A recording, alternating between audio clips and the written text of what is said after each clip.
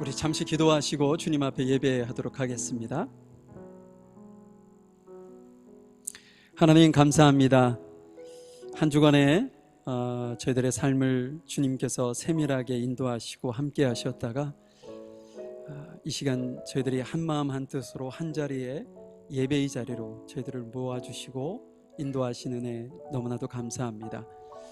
저희들이 지난 삶을 뒤돌아볼 때 참 여러 가지 어려운 점도 많고 또 마음에 갈등하는 일도 참 많이 있었고 여러 가지 나를 힘들게 하고 혹은 기쁘게 했던 여러 가지 일들이 우리의 삶 속에 있었을 줄 압니다. 하나님, 어떤 상황에 있든지 하나님께서 늘 저희들과 함께 하셨다는 그 사실에 너무나도 감사하고 이 시간 그 은혜에 감사하는 심정으로 주님 앞에 예배할 때 주님 앞에 영광이 되게 하시고 저희들에게는 큰 은혜와 위로와 평안과 기쁨과 주님께서 주시는 구원의 은혜로 인하여 이 시간이 더욱더 하나님 앞에 영광 돌리는 귀한 시간이 될 수 있도록 인도해 주시옵소서. 형편과 사정이 여의치 않아서 이 자리에 참석지 못한 우리 성도들이 있습니다. 어느 곳에 있든지 주님께서 그들과 함께 하시고 그들이 서 있는 그 자리가 예배의 자리가 되고 예배자로 하나님께서 부르셨다는 것을 잊지 아니하고 기억하면서 주님 앞에 온전하게 드리는 하나님의 자녀의 하나님의 백성의 삶을 살아갈 수 있도록 인도해 주시옵소서. 이 시간 저희들이 주님 앞에 찬양할 때 입술의 고백으로 끝나지 아니하게 하시고 우리의 신앙의 고백으로 주님 앞에 영광 돌리는 귀한 시간이 될 수 있도록 인도해 주시옵소서. 함께 하시는 주님의 귀한 은혜 감사합니다. 예수님의 이름으로 기도하였습니다. 아멘.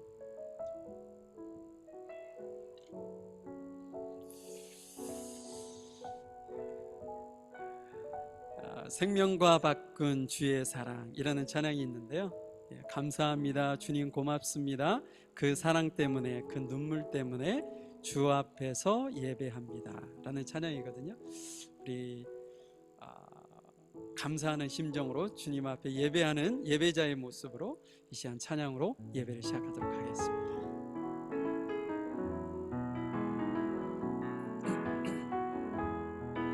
생명과 바꾼 주의 사랑을 잊지 않게 하소서.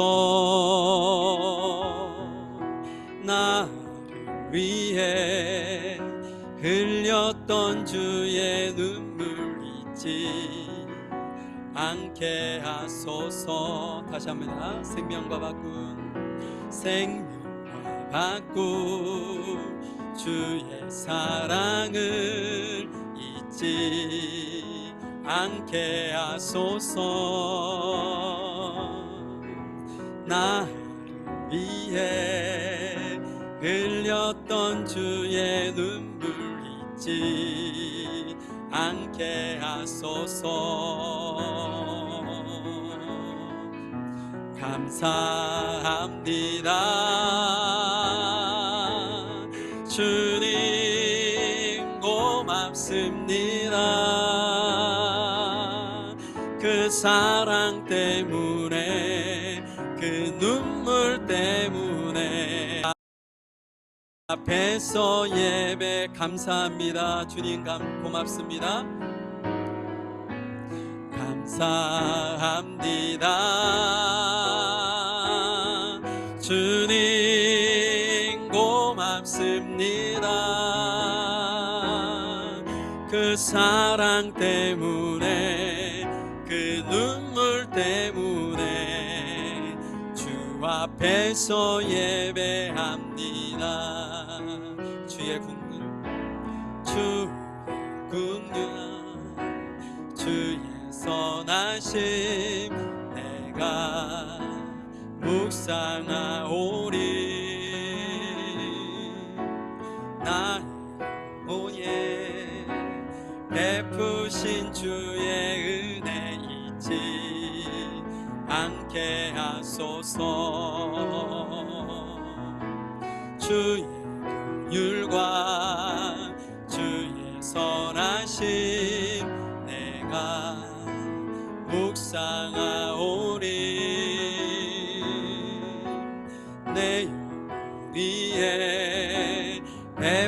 주신 주의 은혜 잊지 않게 하소서. 감사합니다. 주님 고맙습니다.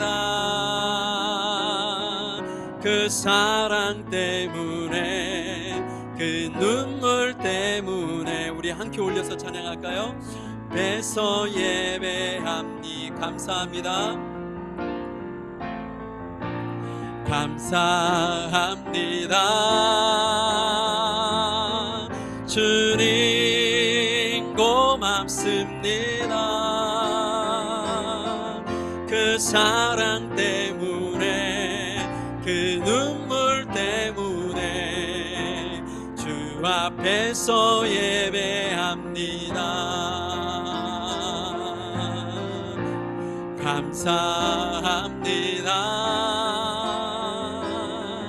주님 고맙습니다. 그 사랑 때문에, 그 눈물 때문에 주 앞에서 예배 한 번 더 합니다. 감사합니다. 감사합니다. 주님 고맙습니다. 사랑 때문에, 그 눈물 때문에 주 앞에서 예배합니다.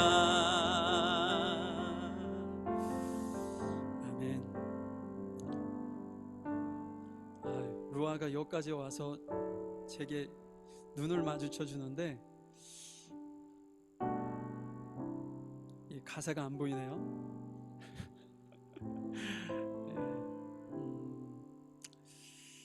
모든 것이 다 감사하죠. 하나님께서 우리를 구원해 주시고 또 매일의 삶 속에서 우리를 선하게 이끄시는 그 은혜만으로도 너무나도 감사하고 큰 은혜이죠. 여러분들의 삶 속에서 이런 고백이 끊이지 않기를 간절히 소망해 봅니다. 다음 곡이 나의 가는 길이라는 찬양인데요, 저는 이 찬양이 광야의 길을 만드시고 사막의 강을 만드신다는 이 구절이 제게 너무나도 큰 은혜가 됩니다. 이 시간 여러분의 삶을 주님 앞에 맡겨 놓으시면서 이 찬양을 통해서 하나님께서 내 길을 만들어 가신다는 그 사실, 그걸 고백하며 주님 앞에 나아갔으면 좋겠습니다. 찬양 드리겠습니다.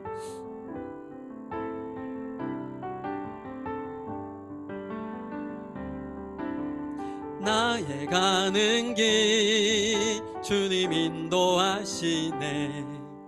그는 보이지 않아도 날 위해 일하시네. 주 나의 인도자 항상 함께 하시네. 사랑과 힘 베푸시며 인도하시네. 인도하시네. 나의 가는 길, 나의 가는 길 주님 인도하시네. 그는 보이지 않아도 날 위해 일하시네. 주 나의 인도자 항상 함께 하시네. 사랑과 힘 베푸시며 인도하시네. 인도하시네. 광야에 길을 만드시고 날 인도해. 사막의 강 만드신 것 보라. 하늘과 땅 변해도 주의 말씀 영원히 그 만에 새 일을 행하리.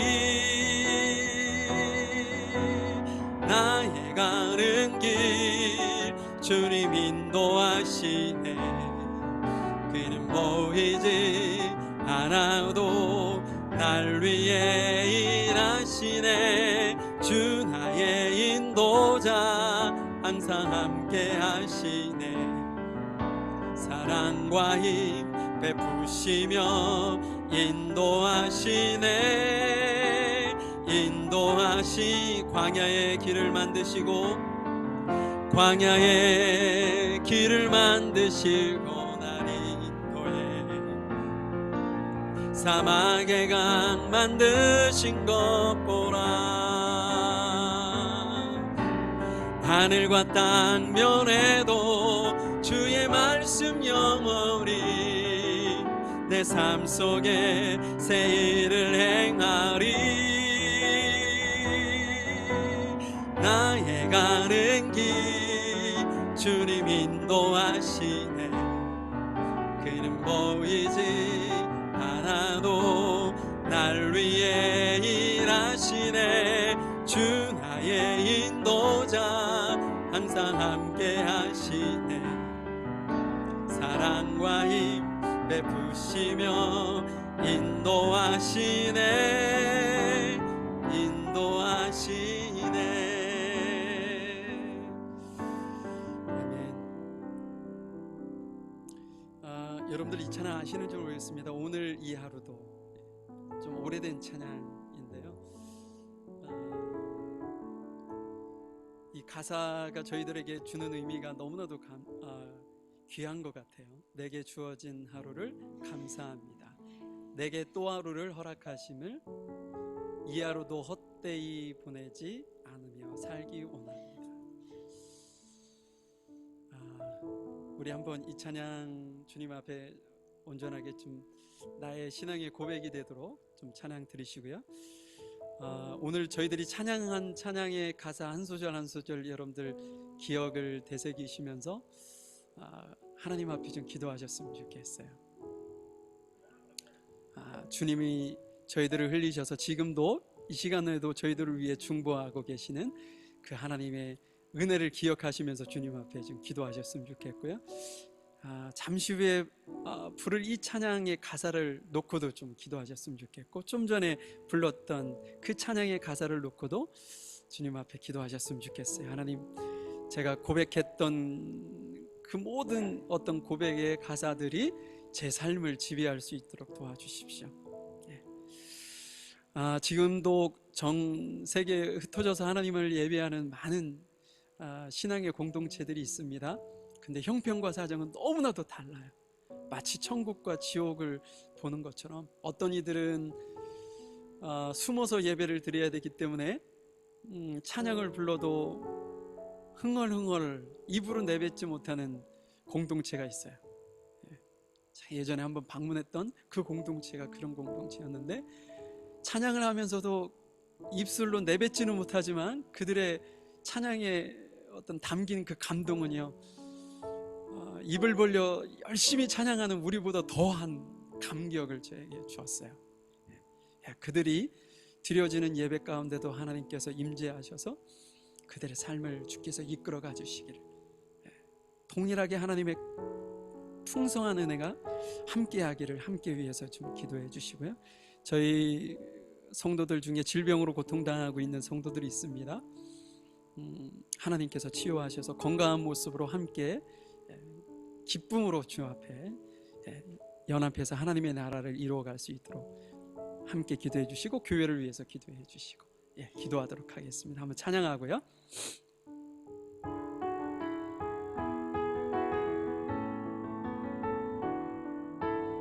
내게 주어진 하루를 감사합니다.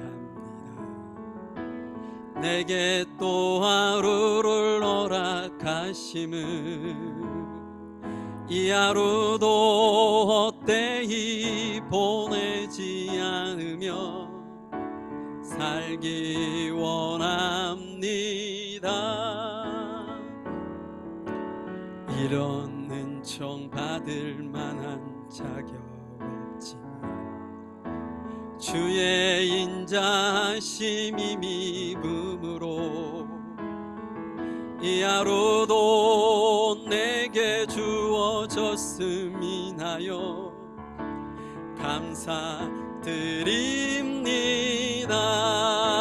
감사드립니다. 이 하루도 정 하소서. 이 하루도 친절하게 하소서. 내가 만나는 모든 사람들에게 자비를 베풀게 하소서. 이 하루도 온유하게 하소서. 이 하루도 겸손하게 하소서. 나의 걸음을 지치게 만드는 이들에게 용서를 베풀게 하소서. 내게 주어진 하루를 감사합니다. 내게 또 하루를 허락하심을 즐거운 일이든 혹 슬픈 일이든 감사드립니다.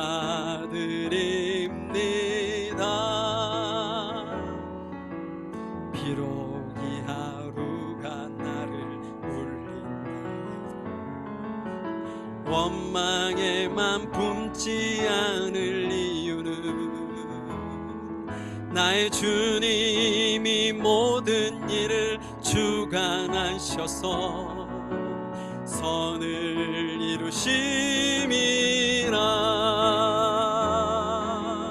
이 하루도 평화롭게 하소서.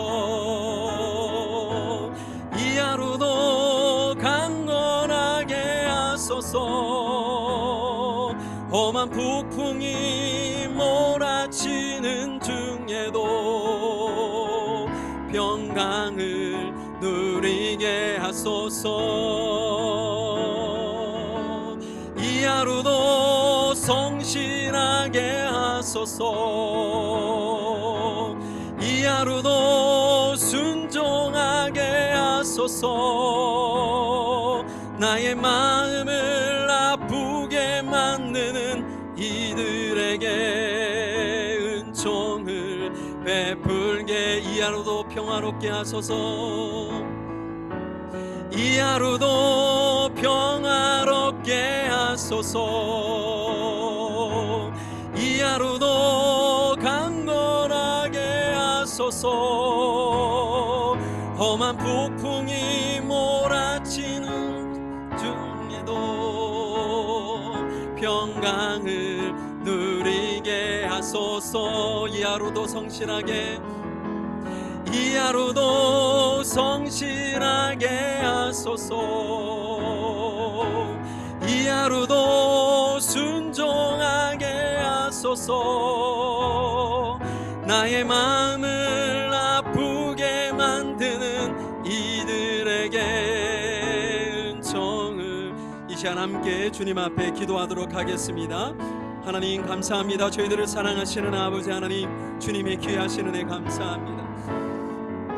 종이 주님께서 풀어주신 놀라우신 은혜와 아버지 하나님의 많은 일들, 주님께서 광야의 길을 내시고 사막의 강물을 내시면서까지도 지금까지의 산과 여정을 이끌어 오셨고 함께 하셨던 그 은혜를 알면서도 주님 앞에 감사하지 못하지는 않았는지, 감사의 하나님 앞에 원망과 불평으로 주님 저희들이 살아오지는 않았는지 주님 앞에 이 시간 고백합니다. 주님 저희들의 연약함과 부족함을 용서하시고 매 순간 주님 앞에 감사하게 하시고 주님 앞에 아버지 주께서 저희들을 위해 눈물을 흘리시며 지금 이 순간에도 저희들을 위해 중보하시며 저희들을 응원하시고 저희들을 선하게 인도하시고 이끌어가시는 위로하시는 그 주님 앞에 이 시간 저희들이 온전하게 드려 예배하며 영광 돌리기에 부족함이 없는 저희들 모두가 되어질 수 있도록 하나님 함께 하시고 역사해 주시기만을 간절히 원하고 기도합니다. 능력의 주여 온전케 하시는 걸어가신 아버지 하나님의 인도하심을 이 시간 기억하면서 주님 앞에 나아가오니 주여 이 하루도 걸어가신 하나님 앞에 감사하며 성실하며 진실하며 친절하며 자비를 베풀며 은혜를 베풀 수 있는 저희들의 삶이 되어질 수 있도록 주님 도우시고 역사하여 주옵소서. 이 시간도 전 세계에 흩어져 주님을 예비하는 주의 백성들을 기억하시고 그들의 삶을 주님께서 이끌어 주시며 환경과 처지를 주님께서 아시는 주님, 그들의 삶을 인도해 주시고 은혜를 베풀어 주시고 있는 그곳에서 주께 영광 돌리는 은혜를 베푸시고 역사하여 주시옵소서. 우리 귀한 성도들의 질병으로 고통당하고 있는 이들을 위로하시고 은혜를 베풀어 주시고 하루속히 회복되어 주님의 건강한 모습으로 주님 앞에 아름답게 세워져 가며 하나님의 나라를 이루어가는데 귀하게 쓰임받는 저희들 모두가 되어질 수 있도록 하나님 역사하시고 인도해 주시옵소서. 하나님 감사합니다.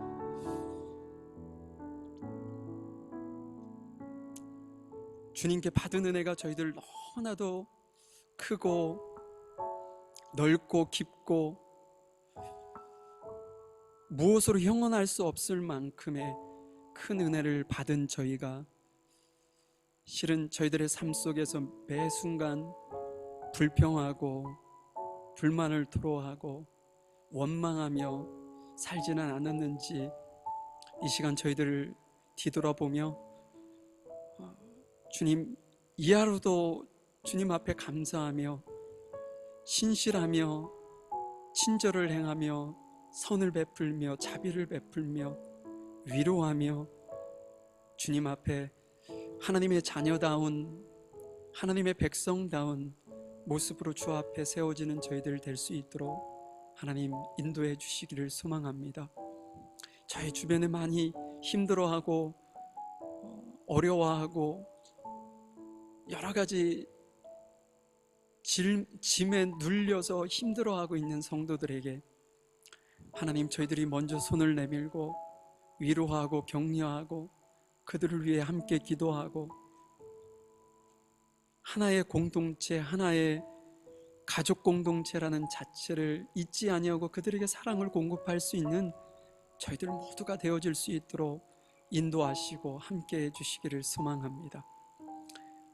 하나님, 이 시간도 전 세계에 흩어져 하나님을 예비하는 주의 백성들을 기억하시고 그들의 상황과 형편이 어땠든지 그것이 중요한 것이 아니라 그곳에 주님이 그들과 함께 하셔서 그들의 마음을 위로하고 계시고 은혜를 베푸시고 평안을 주신다는 사실을 저희들이 기억하게 하시고 이 시간에도 주님께서 저희들이 무리 가운데 임재하시고 우리 각 성도 한 사람 한 사람의 삶의 마음에 세밀하게 주님께서 관여해 주시고 터치해 주셔서 이 시간 주님의 크신 은혜를 경험하며 주 앞에 나아가는 귀한 시간이 될 수 있도록 인도해 주시옵소서. 우리 물가심 교회가 더욱더 하나님 앞에 아름다운 공동체로 세워지고 생명을 살리는 공동체가 될 수 있도록 은혜를 베푸시고 함께 하시기를 소망하며 사랑 많으신 예수님의 이름으로 기도하였습니다. 아멘.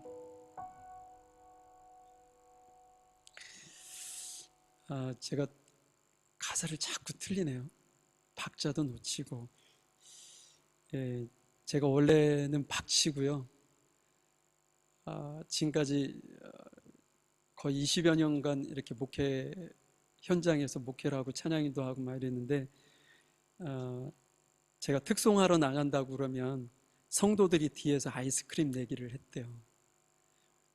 오 목사님이 가사를 한 번 틀리느냐 안 틀리느냐 거기에다 딜을 해서 제가 찬양으로 은혜도 준 것뿐 아니라 그들의 그 재미도 주는 역할을 했었는데 이게 노력을 하는데도 잘 안 되네요. 여러분들 우리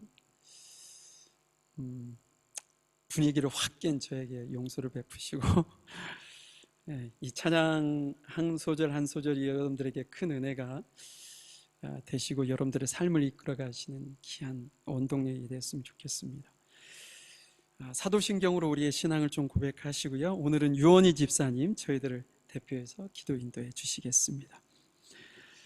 전능하사 전지를 만드신 하나님 아버지를 내가 믿사오며 그 외아들 우리 주 예수 그리스도를 믿사오니 이는 성령으로 잉태하사 동정녀 마리에게 나시고 본디오 빌라도에게 고난을 받으사 십자가에 못 박혀 죽으시고 장사한 지 사흘 만에 죽은 자 가운데서 다시 살아나시며 하늘에 오르사 전능하신 하나님 우편에 앉아 계시다가 저희로서 산자와 죽은 자를 심판하러 오시리라. 성령을 믿사오며 거룩한 공예와 성도가 서로 교통하는 것과 죄를 사하여 주시는 것과 몸이 다시 사는 것과 영원히 사는 것을 믿사옵나이다. 아멘. 사랑과 은혜가 풍만하신 하나님 아버지, 지난 한 주간도 저희를 보호하여 주시고 성령 안에서 인도하여 주심을 진심으로 감사드립니다. 하나님의 은혜 속에 살아온 저희들이 이 시간도 하나님을 간절히 사모하는 마음으로 예배하오니 찬송과 영광을 받아 주시옵소서. 부족한 저희들이 하루하루를 살아가면서 주님이 원하지 않는 모습으로 스스로에게나 주변 사람들에게 실망스러운 모습을 보일 때가 많은 것을 인정합니다. 주님이 없이 인생을 살아간다면 삶에서 늘 허우적거리며 살아갈 수밖에 없는 저희들이오나 주님을 믿고 주님이 주시는 사랑과 은혜 속에서 주님이 자녀로 새로운 인생을 살아가려고자 하는 저희들에게 구별된 인생을 살아갈 수 있도록 축복하여 주시니 너무나 큰 감사를 드립니다. 주님을 통해서 희망을 얻고 좀 더 나은 인생에 대해 소망을 주셔서 저희들이 다른 사람들에게 좀 더 너그럽고 사랑스러운 그리스도인으로 살아갈 수 있기를 간절히 기도드립니다. 물가의 신규인 교회를 축복하여 주셔서 각 가정이 화평하고 주 안에서 서로 섬기는 가족들이 되고 소망하는 모든 일들이 다 이루어지기를 간절히 기도드립니다. 단일 세우신 오광년 목사님을 기억하시고 선포하시는 말씀으로 저희 모두가 은혜가 넘치며 하나님의 신령한 비밀을 깨달아 우리의 삶이 변화될 수 있도록 하여 주시옵소서. 예배의 시종을 성령님께 맡기고 거룩한 예수 그리스도 이름으로 감사하며 기도드립니다. 아멘.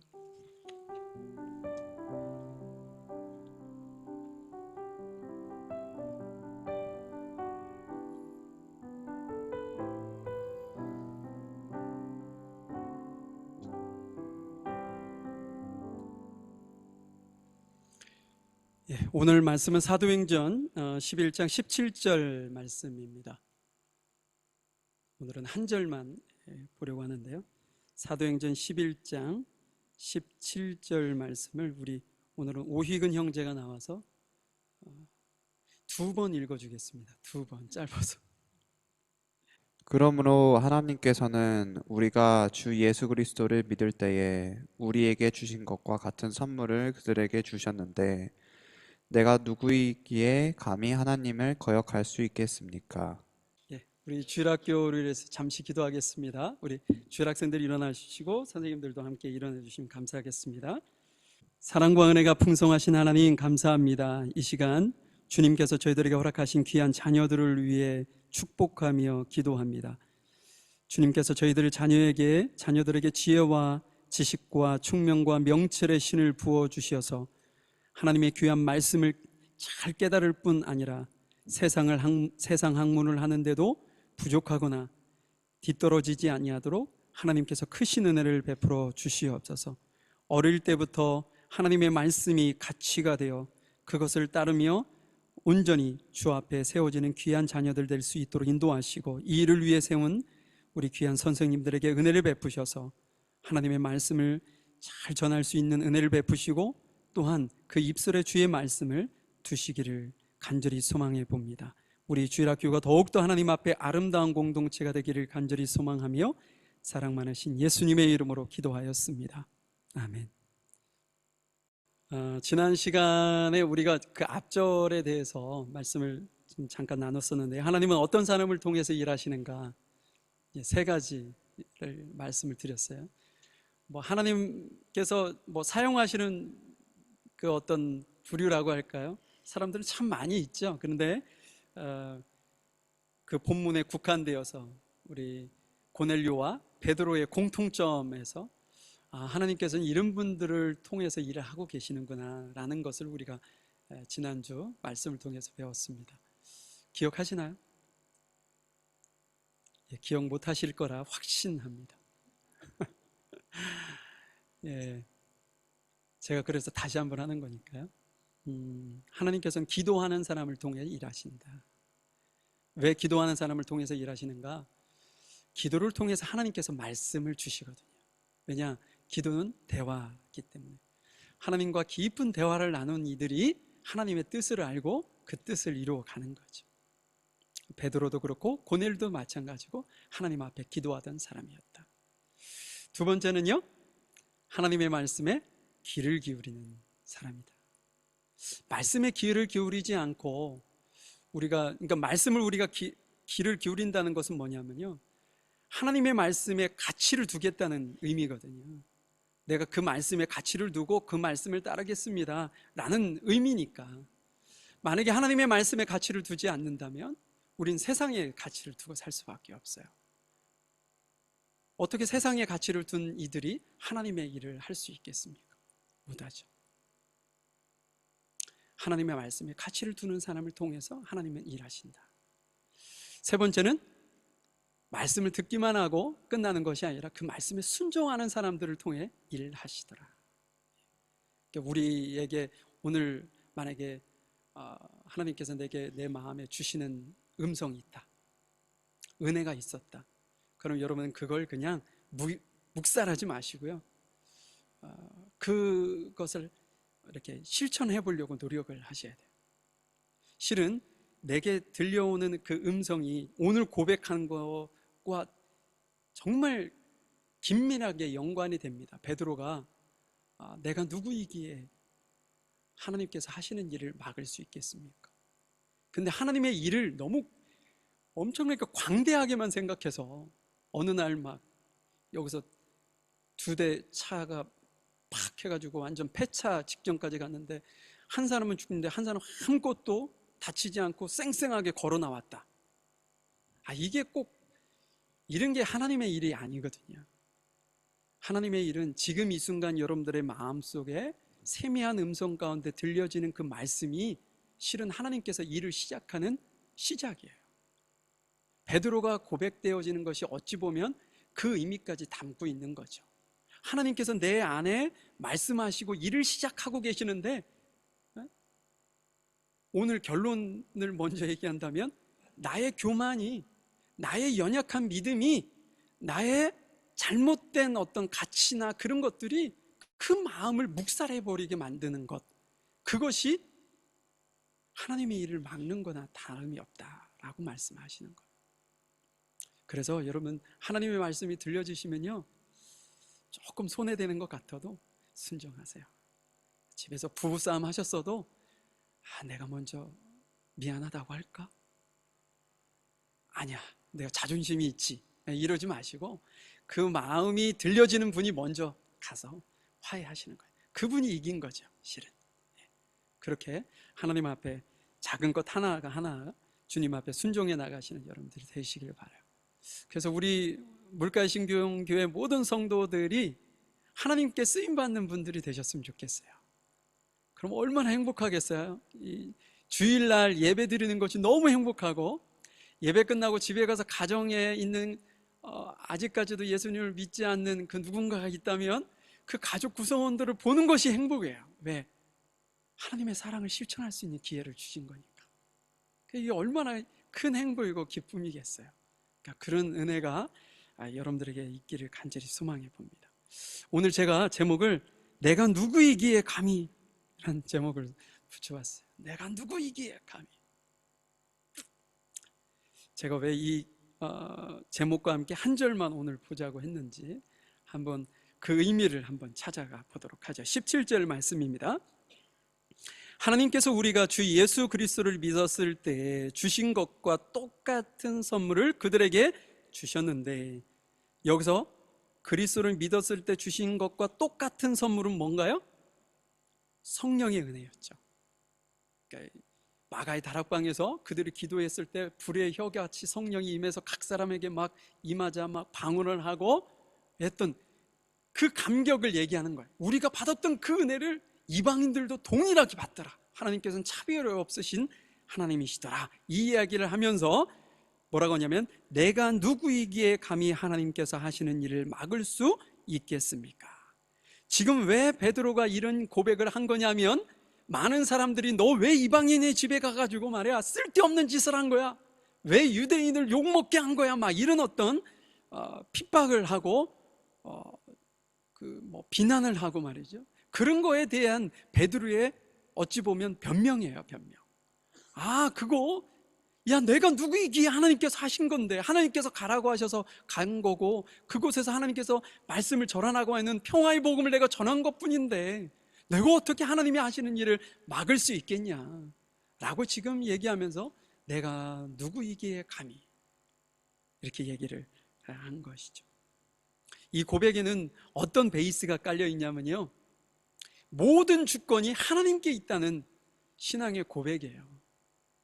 모든 주권, 선택과 결정을 내가 할 수 있다, 이게 아니라 하나님 앞에 달려있다라는 고백을 할 수 있는 사람이 이런 고백을 할 수 있다는 거죠. 또 어떤 거 있냐면, 자신의 어떤 신분이라고 할까요? 내가 누구지? 나의 한계는 어디까지지? 아담과 하와가 에덴 동산에서 자신의 한계를 몰랐기 때문에 범죄한 거예요. 사단도 자기의 한계가 무엇인지 모르기 때문에 하나님께 대적한 거예요. 오늘 잠시 후에 살펴보겠지만, 지금 우리의 어떤 신분과 우리의 한계를 아는 사람이 이런 고백을 할 수 있다는 거죠. 시편 115편 3절에 이런 말씀이 있습니다. 우리의 하나님은 하늘에 계셔서 하고자 하시면 어떤 일이든 이루신다. 하나님은요, 누구에게 허락받고 일하시는 분이 아닙니다. 그분이 뜻하신 것은 그분 스스로 다 이루실 수 있어요. 누구에게 도움을 받지 않아도 이루실 수 있는 주권이 그분에게 있는 분이시라는 거죠. 베드로는 이 사실을 너무나도 기가 막히게 알았어요. 그에게는 하나님께 주권이 없다는, 내가 하나님의 어떤 일하심을 내가 컨트롤할 수도 있겠다라는 생각을 가졌던 적이 있었거든요. 그때의 어떤 경험을 살려서 아니구나, 하나님께서는 모든 주권을 가지고 계신 분이구나 라는 어떤 고백이 있기 때문에 지금 제자들과 유대인들 앞에서 담대하게 내가 누구이기에 하나님께서 하시는 일을 맡겠냐라고 고백을 할 수 있었던 거죠. 여러분, 이건 좀 베드로의 각도잖아요, 시각.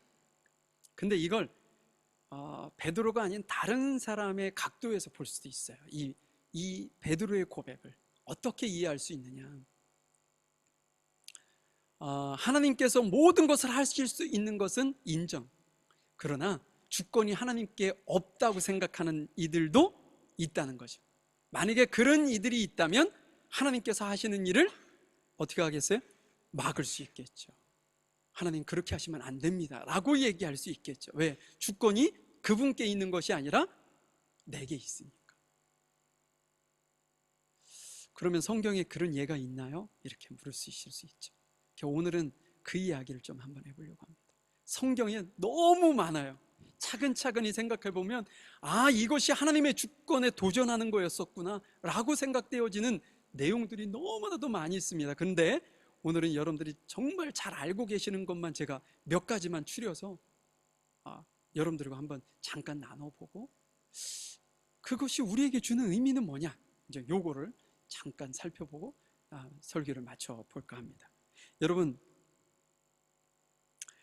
성경에 너무 많은 것이 있는데, 첫 번째, 누가 하나님의 일을 대표적으로 막았었는가? 사단이에요, 사단. 하나님께서 에덴 동산에 하나님께서 에덴 동산을 만드시고 그곳에 여러 가지 짐승부터 모든 걸 다 만드시고 아담과 하와에게 그것을 맡겼죠, 관리하라고. 근데 그 관리하라고 맡긴 목적과 계획과 의도가 있을 거 아니겠어요? 그 중에 하나가, 아주 중요한 것이 뭐냐면 하나님과 인간 사이에 깊은 사랑의 교제를 나누는 공간, 하나님의 나라를 만들고 싶으셨던 거예요. 그런데 교만한 사단이 그것을 원치 않았어요. 그래서 그것을 방해해야 되겠다, 하나님께서 하시려고 하는 것을 막아야 되겠다는 생각에 하와에게 접근을 하죠. 하와에게, 야, 동산 중앙에 있는 그 선악을 알리는 그 선악과를 따먹지 말라고 하나님께서 하시더냐? 그걸 따먹으면 반드시 죽을 거라고 하나님께서 말씀하셨다고. 그랬을 때 이 사단이 뭐라고 했는지 한번 보도록 하자. 창세기 3장 4, 5절 이렇게 얘기합니다. 그러자 뱀이 여자에게 말했습니다. 너희는 죽지 않아. 그러니까 일단은 하나님의 말씀을 부정합니다. 그리고 하나님은 너희가 그 나무 열매를 먹고 너희 눈이 밝아지면 선과 악을 알게 되어 너희가 하나님과 같이 될까 봐 그렇게 말씀하신 거야. 하나님과 인간 사이를 이간질하고요, 하나님을 매우 옹졸한 분으로 묘사합니다. 만약에 그런데 하와가요 하나님에 대한 절대적인 믿음이 있었다면 이런 이야기는 전혀 문제가 되지 않았을 겁니다. 그런데 하와에게 하나님이 되고 싶어 하는 욕심이 있었던 거죠. 그래서 야, 그거 먹으면 하나님과 같이 될 거야 라고 얘기는 안 했지만 하나님과 같이 될까 봐 라는 표현을, 하와는 하나님처럼 나도 하나님이 될 수 있겠구나 라는 생각을 가지고 그 선악과를 따먹게 되었다는 거죠. 여러분, 지금 교만했던 사단과 욕심으로 가득했던 하와 아담이 하나님을 대적하는 자가 되었습니다. 하나님께서 꿈꿨고 계획하셨던 그것을 완전히 송두리째 무너뜨리는 주범이 사단과 아담과 하와였어요. 그들 안에는 교만이 있었고요, 그들 안에는 욕심이 있었습니다. 자, 또 다른 한 인물을 여러분들에게 소개를 해볼게요. 요나입니다. 요나. 하나님께서 요나에게 니느웨 성으로 가라고 하는 명령을 내리셨죠. 그 당시 니느웨는 아수르의 수도였어요. 아주 큰 도시였습니다. 근데 하나님께서 그곳에 요나를 보내신 이유는 뭐냐면, 그 성경 안에는 그들이 죄를 범했는데 그 죄가 어떤 건지는 자세하게 언급은 되어 있지 않지만 하나님께서 그들을 징벌하기에 충분한 그 게이지까지 넘고 올라갔어요. 그래서 하나님께서 더 이상 그들을 그냥 두실 수 없는, 방치할 수 없는 상황에 놓인 것이 니느웨 성이었습니다. 그래서 하나님께서 그들을 멸하시기 전에 요나를 보내셔서 그들을 구원할 수 있는, 회개하고 돌아올 수 있는 기회를 주고 싶었어요. 그래서 그 당시에 영성이 깊었던 요나를 그곳에 가서 하나님의 말씀을 전하라고, 회개하라고 전하라고 그 요나에게 명령을 하죠. 요나는 어떻게 했나요? 자, 요나서 1장 3절에 보니까, 그러나 요나는 여호와를 피해 다시스로 도망쳤습니다. 그는 욥바 성으로 데려가 마침 다시스로 떠나는 배를 발견하고 뱃삭을 낸 뒤 다른 사람들과 함께 배에 올랐습니다. 제가 사진 한 장을 가졌는데요, 이게 지난주 주일학교 학생들에게 보여줬던 지도예요. 지금 밑에도 요나 얘기하고 있거든요. 근데 여러분 보세요. 이스라엘이 우측 밑에 있죠. 그 욥바라는 곳이 있고요. 하나님께서 가라고 명령하신 곳은 어디예요? 니느웨 성이었잖아요. 니느웨 성은 북쪽 위에 있습니다. 그런데 다시스는 어디 있나요?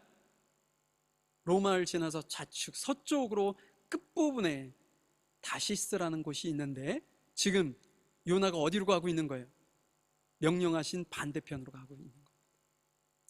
왜 그러면 요나가 하나님의 말씀을 따르지 않고 지키지 않고 이런 일을 했을까? 그 요나가 자신이 자신의 그 행동에 대해서 이렇게 변명 아닌 변명을 합니다. 뭐라고 하냐면, 하나님께서는 심판을 선언하십니다, 늘. 근데 하나님께서는 늘 그들을 용서해 주시더라. 저는 하나님을 이렇게 이해하고 있습니다. 이 말을 다시 얘기한다면 뭐냐면, 하나님께서 니느웨 성을 멸망시킬 거라고 그 누구에게 얘기했어요? 요나에게 얘기했죠. 그렇기 때문에 요나에게 가서 너가 하나님의 말씀을 회개하지 않으면 멸망받을 거라고 가서 좀 전해 라는 이야기를 듣고 요나가 분명히 가서 그들에게 예언할 것이라는 거죠. 그러면 예언하면 그들은 어떻게 해요? 그 이야기를 듣고 회개할 거라는 거예요.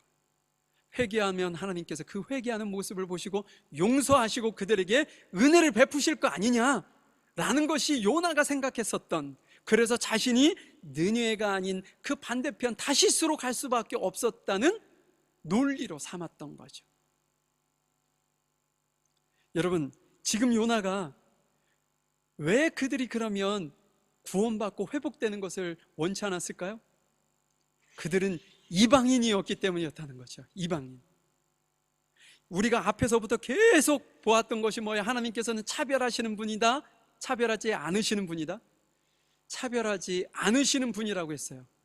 유대인들만 하나님께서 사랑하시고 그들만 구원하시는 것이 아니라 하나님께서는 이방인도 사랑하시고 이방인들도 구원할 계획을 가지고 계셨다는 거예요.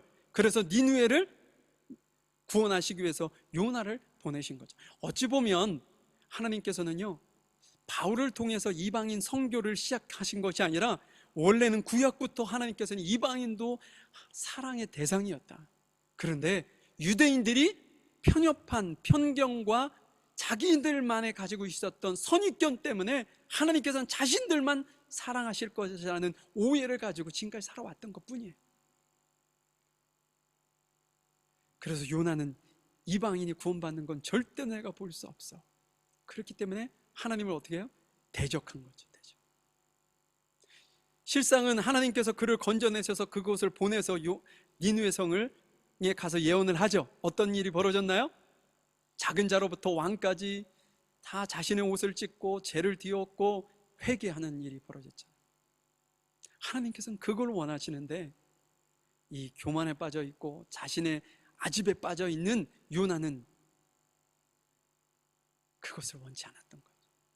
그래서 대적했다는 거죠. 한 인물을 더 여러분들에게 소개를 좀 해드릴게요. 세 번째 인물은 누구냐? 베드로입니다. 베드로.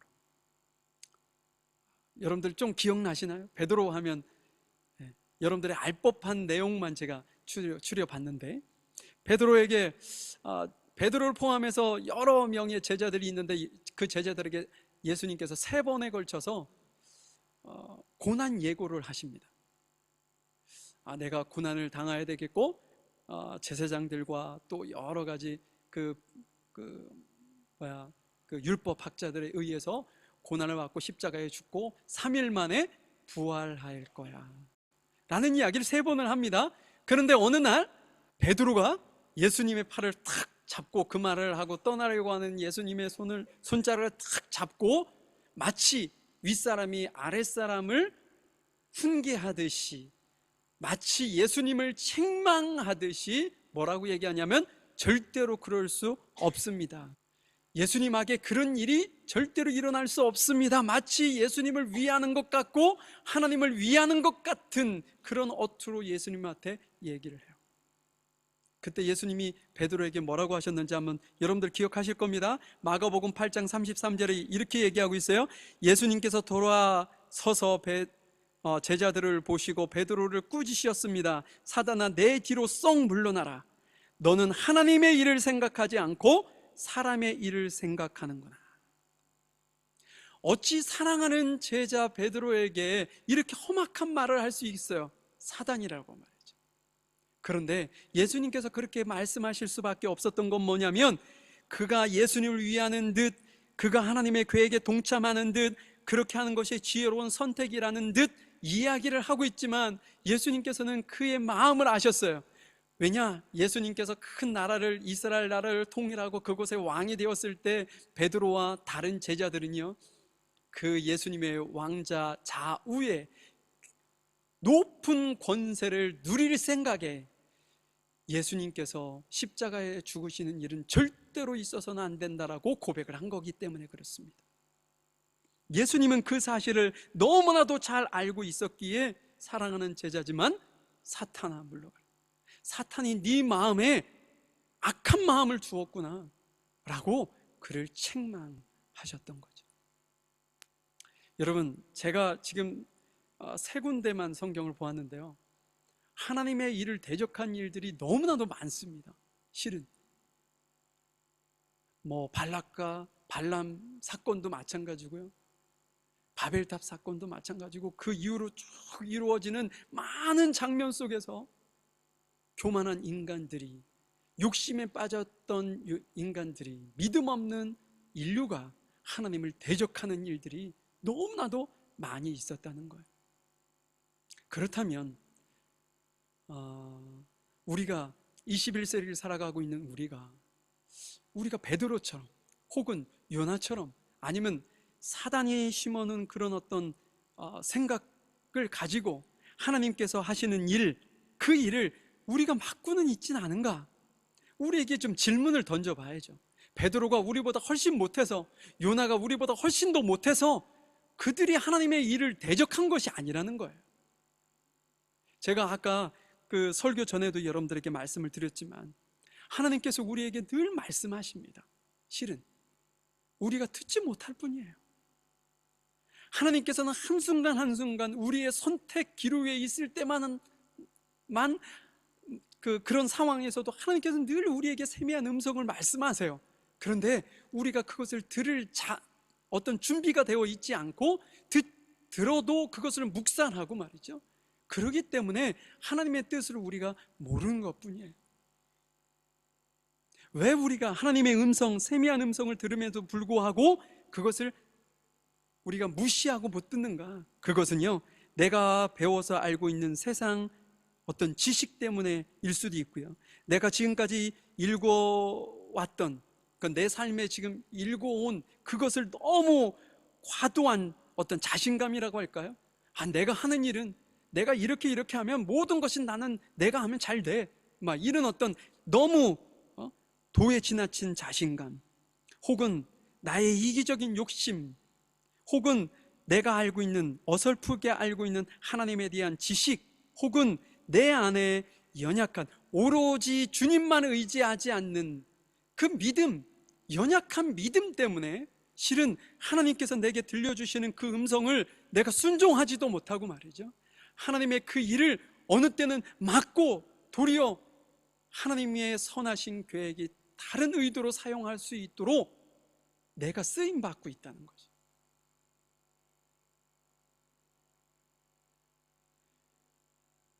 우리 일상에서 이런 일들이 너무나도 비일비재합니다.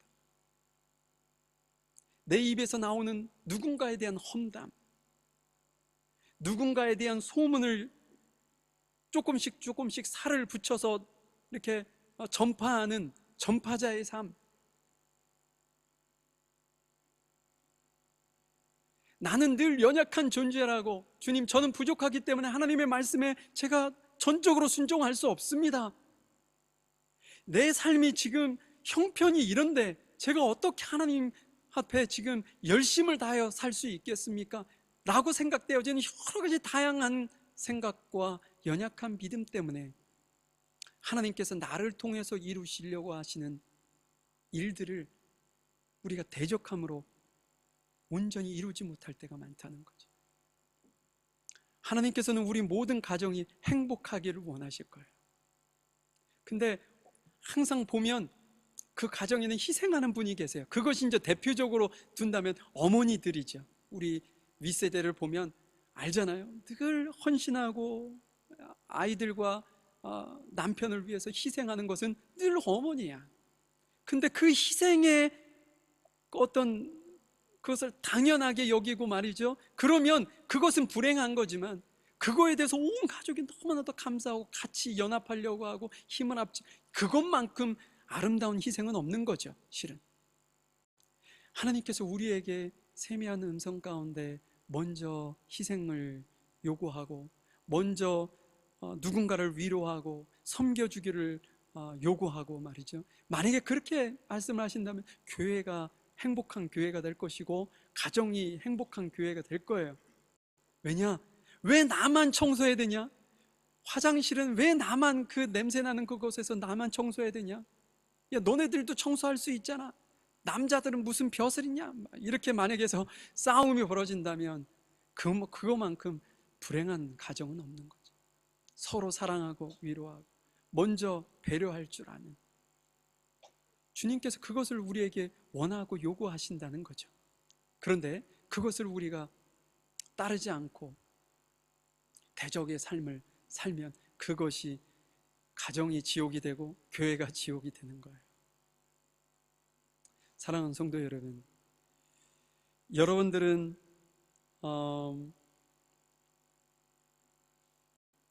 내가 누구이기에 감히 라는 표현이 여러분들의 입에서 더 여러분들의 생각 속에서 먼저 나오십니까? 아니면 당연히 나니까 그럴 수 있지 라는 것이 먼저 여러분들에게 나오십니까? 실은요, 베드로가 겸손하니까 내가 누구이기에 감히 라는 표현을 쓴 거고, 그곳에 교만이 들어가면요, 좀 전에 제가 말씀드렸던 것처럼 당연히 나니까 할 수 있지 라고 얘기할 수 있는 거예요. 그러니까 목사니까 할 수 있지, 그건 교만이에요. 장로니까 내가 이렇게 얘기할 수 있지, 이것도 교만이에요. 내가 누구이기에 감히. 우리 모두가 다 겸손한 자세로 주님 앞에 세워질 때 우리 공동체가 정말 누구나 행복한 공동체가 될 수 있다는 거죠. 여러분들의 한 주간 내가 누구이기에 감히 하나님이 하시는 일을 막을 수 있겠습니까? 라는 고백으로 여러분들이 승리의 삶을 살아가시기를 간절히 소망해 봅니다. 우리 잠시 하나님 앞에 기도하는 시간을 좀 갖도록 할 텐데요, 하나님의 어리석음이 사람의 지혜보다 더 지혜롭고 하나님의 약함이 사람의 강함보다 더 강하다고 하나님께서는 말씀하셨습니다. 유한한 지식으로 무한한 하나님을 평가하는 것은 교만이죠. 온전하지 않은 나를 인정하는 것, 그것이 겸손입니다. 온전하지 않은 나를 통해 하나님께서 작은 것부터 하나씩 이루어 가실 그 하나님을 믿음으로 반응하고 순종하는 것, 그것이 겸손한 자의 자세입니다. 이 시간도 내 안에 가지고 있는 지식 때문에, 과도한 어떤 자신감 때문에, 혹은 이기적인 욕심 때문에, 어설프게 하나님을 알고 있는 지식 때문에, 나의 연약한 믿음 때문에 내가 하나님의 말씀에 대적하여 살고 있지는 않은지 이 시간 스스로에게 질문을 던지시고, 하나님, 제가 주님 앞에 아름다운 자로 세워지기를 소망합니다. 주님의 말씀에 절대적으로 순종하고 내가 누구이기에 감히 하나님의 하시는 일을 맡겠습니까? 라고 고백하며 철저하게 하나님의 말씀 앞에 순종하는 삶을 살기를 소망합니다. 이런 어떤 마음을 가지고 주님 앞에 이 시간 묵상으로 잠시 기도하도록 하겠습니다. 하나님, 저희들을 사랑하시는 주 감사합니다. 죄를 통해서 이루시는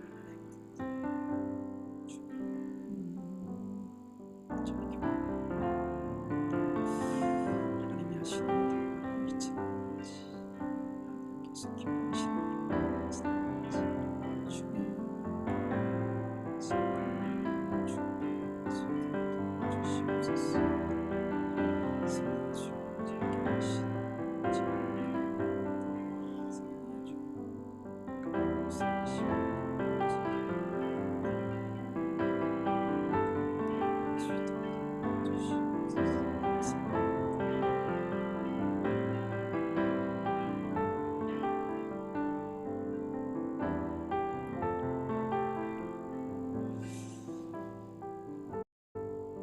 하나님 감사합니다.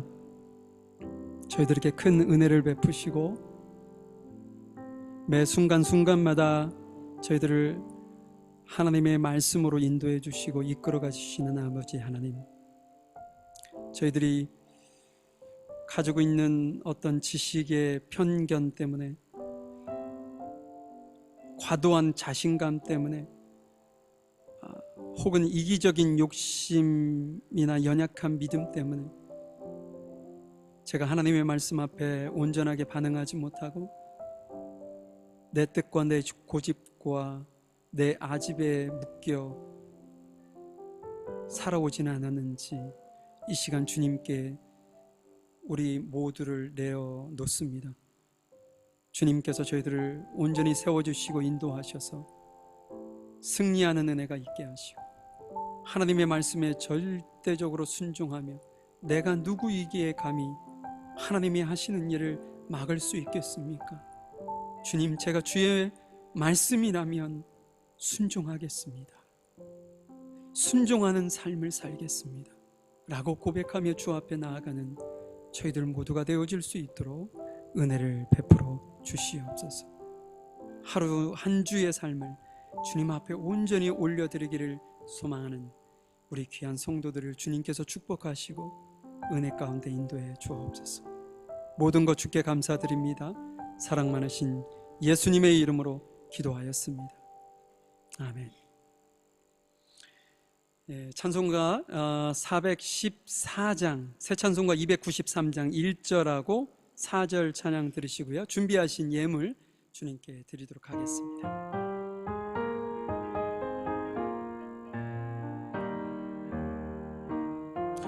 주의 사랑 비칠 때의 기쁨 오네, 근심 걱정 물러가고 기쁨 오네, 기도하게 하시며 희미한 것 물리쳐 주의 사랑 비칠 때 기쁨 오네. 그 큰 사랑 내 마음속에 충만하게 비칠 때 찬송하네. 그 큰 사랑 내 마음속에 화평함과 기쁨 주네. 그 큰 사랑 주의 사랑 비칠 때의 그 광채가 찬란하게 우리 둘러 비치겠네. 세상 모두 이기고 천국 생활할 때도 주의 사랑 비치네. 그 큰 사랑 그 큰 사랑 내 마음속에 충만하게 비칠 때 찬송하네. 그 큰 사랑 내 마음속에 화평함과 기쁨 주네. 그 큰 사랑. 기도하시겠습니다. 하나님 감사합니다. 이 시간 주님 앞에 예배하면서 주께 받은 은혜에 감사하는 마음으로 귀한 예물을 주 앞에 드린 우리 귀한 성도들 한 사람 한 사람, 한 가정 한 가정을 기억하셔서 이들의 삶을 복 주시고 이들의 삶에 영적으로 육적으로 부족한 것이 없도록 은혜를 베푸시고 지금 현재의 삶에서 더욱더 하나님을 온전하게 바라보고 승리하는 가정이 되게 하시며 더욱더 주의 영광을 위해서 끝까지 충성하기에 부족함이 없도록 모든 면에서 하나님께서 채워주시고 선하게 이끌어 주시기를 간절히 원합니다. 이들이 고민하고 있고 이들이 주님 앞에 정말로 매달리고 있는 그 여러 가지 문제들을 주님께서 해결해 주시고 막힌 것이 있다면 뚫어지고 열리게 하시고 제거해 주셔서 더욱더 하나님 앞에 아름다운 하나님의 자녀여 하나님의 백성으로 세워질 수 있도록 인도해 주옵소서. 이 예물이 사용되어지는 곳곳마다 생명을 살리는 곳에 아름답게 쓰여질 수 있도록 인도하시고 주의 영광이 드러날 수 있도록 은혜를 베풀어 주시옵소서. 지금은 우리 주 예수 그리스도의 크신 은혜와 아버지 하나님의 무한하신 사랑하심과 성령님의 인도하시고 내주하시고 교통하심이 내가 누구에게 감히 하나님이 하시는 일을 막을 수 있겠는가? 겸손함으로 주 앞에 나아가기를 간절히 소망하는 우리 모든 성도들 머리 위에와 이들의 가정과 사업장 일터 위에 학업 위에 지금부터 영원히 함께 하시기를 간절히 축원하옵나이다.